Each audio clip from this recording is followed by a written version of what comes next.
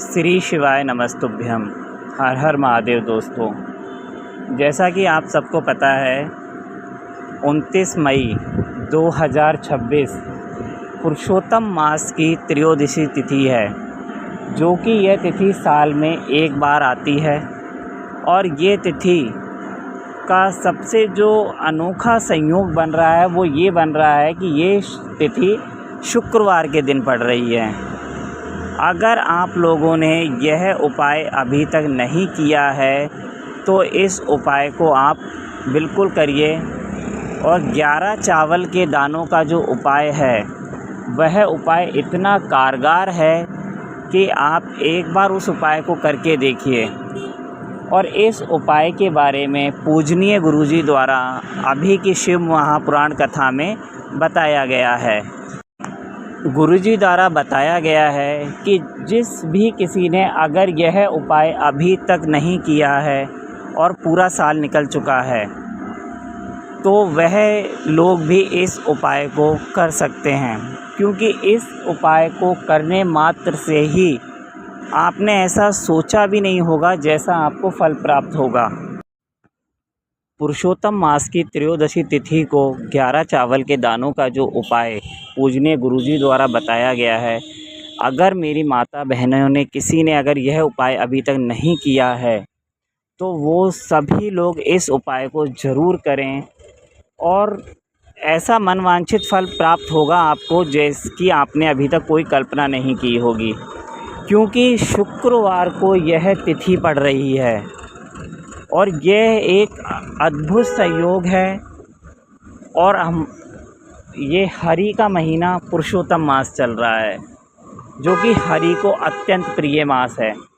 और इस मास में अगर कोई भी व्यक्ति 11 चावल के दानों का उपाय करता है तो वह मनवांछित फल को प्राप्त कर सकता है। ऐसा शिव महापुराण कथा में पूजनीय गुरुजी द्वारा बताया गया है। क्योंकि कई बार ऐसा होता है कि बहुत ऐसे काम बहुत बड़े बड़े अनुष्ठान कराने से, पूजा पाठ कराने से भी संभव नहीं हो पाते हैं। इंसान उनके लिए दर बदर भटकता रहता है और वह केवल ये सोचता है कि मेरे काम बन जाएं, लेकिन उसके काम नहीं बन पाते हैं। तो ये एक अद्भुत संयोग बन रहा है त्रयोदशी तिथि पे, जो कि 29 मई 2026 को पुरुषोत्तम मास की त्रयोदशी तिथि को पड़ रही है। इस तिथि पे आप 11 चावल के दानों का उपाय करिए, जिससे आपको वांछित फल प्राप्त होगा। इस उपाय में हम आगे बढ़ते हुए आपको बताते हैं। और बहुत सी माता बहनों ने यह उपाय किया भी है और उनको इस उपाय को करने से फल की प्राप्ति भी हुई है, जैसा कि आगे बताया भी गया है और हम लोगों ने सुना भी है कि गुरुजी द्वारा यह उपाय बताया गया। और इस उपाय को करने मात्र से ही लोगों को इतना अच्छा रिज़ल्ट प्राप्त हुआ है जिसके बारे में आप सोच भी नहीं सकते हो। और और अगर अभी तक आप लोगों ने यह उपाय नहीं किया है तो आप लोग इस उपाय को करके आपकी जो मनोकामना है, विश है, उसको पूरा करें और इस उपाय को करके देखिए, जिससे आपको इतना पॉजिटिव रिज़ल्ट मिलेगा जिसकी आपने अभी तक कोई कल्पना भी नहीं की होगी। और इस उपाय को करने से पहले पूरा वीडियो अच्छे से सुनना और उसके बाद में ये उपाय करना। इस उपाय को करने के लिए आपको फिर कहीं भटकने की आवश्यकता नहीं पड़ेगी और इसी से आपको पूर्ण जानकारी प्राप्त हो जाएगी।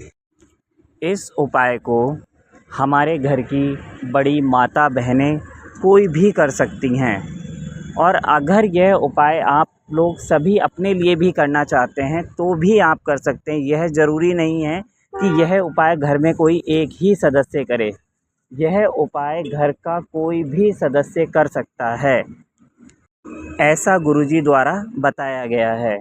और इस उपाय को करने मात्र से ही आपको मनवांछित फल प्राप्त होगा। और इस उपाय को करने के लिए सबसे अच्छा समय जो बताया गया है वह प्रातः काल का समय बताया गया है।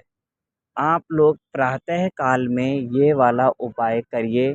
और अगर आप प्रातः काल में यह उपाय नहीं कर पा रहे हैं, किसी भी कारणवश आप इस उपाय को प्रातः काल नहीं कर पा रहे हैं, तो आप इस उपाय को प्रदोष काल में करिए।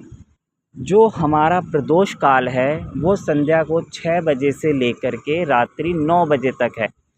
या तो इस उपाय को आप रात्रि 6 बजे से 9 बजे के बीच में करिए, या फिर आप इस उपाय को प्रातः काल में 11 बजे से पहले पहले इस उपाय को आप करिए। अगर आप लोग शिव मंदिर जाते हैं इस उपाय को करने के लिए, तो ऐसा बिल्कुल भी ना करिएगा कि आप केवल चावल के दाने लेकर के ही शिव मंदिर चले जाएं।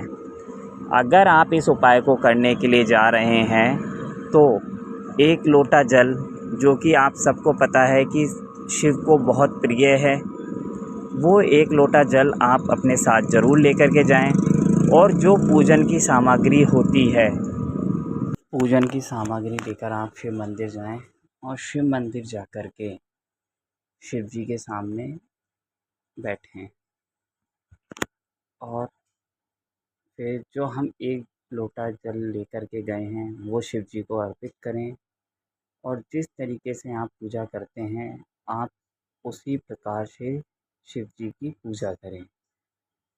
और उसके बाद अगर आप सायंकाल में यानी प्रदोष काल में शिव मंदिर जा रहे हैं तो आप एक दीपक ज़रूर लेकर के जाएं, जो कि गोल बाती का हो, उसके अंदर बाती गोल हो। और गाय के शुद्ध घी का दीपक आप लेकर के जाएं और अपनी पूजा की थाली लेकर के जाएं। एक बेलपत्र लेके जाएं, क्योंकि बेलपत्री शिव जी को अर्पित करना बहुत शुभ माना गया है। और आप वहाँ जा कर के वो बेलपत्री शिव जी को अर्पित करें। और जिस प्रकार से आप पूजा करते हैं आप वैसे ही शिव जी की पूजा करें, शिव जी की पूजा करें आप। और उसके पश्चात आप पूजा करने के पश्चात शिव जी के मंदिर में जहाँ भी आपको स्थान मिले वहाँ आप सामने बैठ जाइए। और आप जो चावल लेकर के गए हैं, चावल के दाने खंडित नहीं होने चाहिए, चावल बिल्कुल साबुत होने चाहिए। जो 11 चावल के दाने हैं जो आप लेकर के मंदिर जाने हैं, ये काम कब करना है, जब आप अपनी पूजा कर चुके हों। पूजा करने के बाद में आपको चावल के दानों, जो भी पुड़िया में आप बांध के ले गए हैं या कटोरी में लेकर के गए हैं, उनको वहाँ निकाल के रखिए। और उसके बाद में हर एक दाने को उठाइए, यानी पहला दाना उठा करके शिवलिंग का जो ऊपरी भाग होता है उसके ऊपर चढ़ाना है। शिवलिंग के ऊपर चावल का दाना चढ़ाना है। और चावल का दाना चढ़ाते हुए आपको किस मंत्र का जाप करना है? श्री शिवाय नमस्तुभ्यम। पहला दाना चढ़ाइए और बोलिए श्री शिवाय नमस्तुभ्यम। इसी प्रकार दूसरा दाना चढ़ाइए और बोलिए श्री शिवाय नमस्तुभ्यम। इस प्रकार से आपको 11 चावल के दाने शिवलिंग के ऊपर चढ़ाने हैं। चाहे उसके पश्चात वो दाने जलाधारी में गिरें या साइड में गिरें, कहीं भी गिर जाएं वो, लेकिन आपको ये विशेष ध्यान रखना है कि आपको वो चावल का दाना शिवलिंग के ऊपर ही चढ़ाना है। और जब आप 11 दाने शिवलिंग के ऊपर चढ़ा चुके हैं और आप अपने मंत्र श्री शिवाय नमस्तुभ्यम का जाप कर चुके हैं, उसके पश्चात आपको वहीं पे बैठना है मंदिर में। और आपकी जो भी मनोकामना है, यानी कोई भी आपका काम है जो नहीं बन पा रहा है या अटका हुआ है, आप उस काम को बोलिए और मन से चिंतन करिए। आप उस चीज़ का 100% रिज़ल्ट पाएंगे। और आप देखेंगे, जब आप अपने नेत्रों को खोलेंगे तो आप अपने अंदर एक अलग एनर्जी का एहसास करेंगे। आप देखेंगे कि शिव आपके अंदर है। शिव को मनाना बहुत सरल है और बहुत ही अच्छे तरह से आप शिव को मना सकते हैं।